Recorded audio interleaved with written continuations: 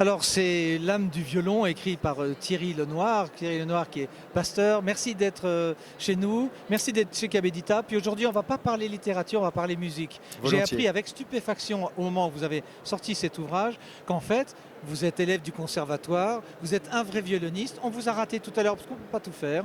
Mais peut-être qu'en vous poussant un peu, on aura peut-être droit à 3 notes.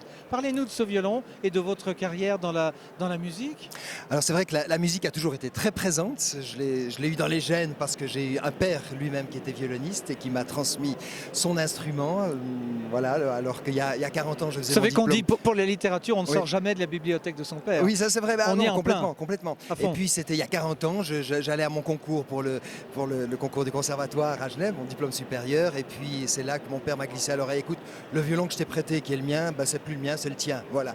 Et c'est vrai que c'est un cadeau fabuleux. Et il m'accompagne. Il y a celui-là et puis un autre petit violon qui est là. On va demander à la caméra de regarder. Voilà, ça c'est 18e siècle. Qui est un petit. Alors oui, il est beaucoup plus ancien. C'est un violon de début 18e siècle aussi. Un instrument qui m'est tombé du ciel comme cela. Puis voilà. Puisqu'on parle, on va pas parler du livre parce qu'il faut que vous le lisiez. Et on le mettra certainement à notre catalogue. Comment se fait-il qu'il y a cet attachement, peut-être divin, entre l'homme et le violon? On a toujours parlé du violon avec un respect. On ne parle pas comme ça d'une Stratocaster, quoique. Tout à fait. Des guitares. Hein. Alors c'est vrai que ma réflexion est nourrie d'une rencontre. La rencontre avec un luthier extraordinaire, Luc Breton, qui est vraiment un de ces luthiers qui est tombé mais tout droit du XVIIe siècle et qui est fidèle à la conception des anciens, qui a été bien oubliée aujourd'hui par les luthiers. C'est-à-dire les anciens considéraient que tout leur artisanat était le miroir d'une réalité supérieure. Hein, c'est la fameuse, ce qu'on appelait l'analogia entis, c'est-à-dire que, comme disait Platon, d'ailleurs Socrate, hein, on ne voit sur le mur de notre caverne qu'une ombre d'une réalité supérieure. Absolument. Oui. C'est exactement ce qu'il faisait. Et avec la même analogie, avec la même symbolique, la même conception que les artisans des cathédrales. Alors, voilà, voyez, sauf que bon, dans une cathédrale, il s'y passe des cérémonies. Oui. Le violon existe, mais il faut l'homme, celui qui en joue. Ah oui, mais il s'y passe aussi de magnifiques cérémonies. Et puis la cathédrale a besoin aussi des hommes pour pouvoir célébrer. Et le violon est rempli de ce souffle divin animé par l'artiste qui joue. Et on retrouve toute la même symbolique spirituelle qui se veut réunir le ciel et la terre.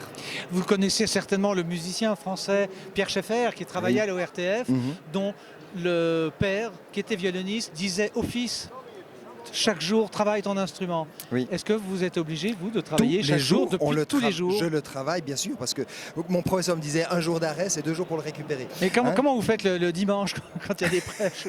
Non, vous trouvez toujours un moment. On trouve toujours le temps pour faire ce que l'on a choisi de faire. C'est comme les exercices de yoga. Mais bien sûr. Donc le temps, c'est à nous de choisir ce qu'on en fait, et puis on trouve le temps. Hein. C'est pas lui qui est notre tyran.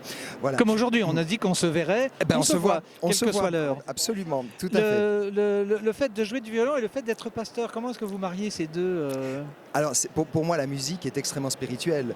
Pour moi, je dirais presque que c'est par la musique, par la beauté, par l'esthétique que j'approche le divin. Au moins là, je n'abîme pas le sacré, le divin. Le discours, le dogme l'abîme en général. Par contre, la beauté, et ça c'est la conception des anciens, parce que je vous rappelle quand même que Socrate et tous les suivants et les néoplatoniciens nous rappelaient que la beauté, c'est pas ce qui me chatouille le tympan et qui me fait du bien au nombril et puis tout ça. La beauté, c'est ce qui est vrai et juste. Donc il y a une exigence de vérité, il y a un absolu sacré. Et pour les anciens, réellement, l'artisanat n'avait de sens et était efficace que s'il était le reflet d'une réalité supérieure. Alors ma foi, Thierry, le temps fait du mal à la faire. Je ne sais pas si pour la vidéo et pour YouTube et toutes nos techniques. Mais on s'en fiche, on a un grand plaisir. Voilà. On salue Adrien Fernet qui tient la caméra depuis ce matin et ça mérite du travail de violoniste. Salut Adrien. Nous on va se retrouver, on doit déjà conclure. On va finir sur le bouquin de Thierry Lenoir ou sur le violon, comme tu veux. Les deux. L'âme du violon chez Kabedita, bien sûr. Eric Caboussa. Merci Thierry. Merci beaucoup.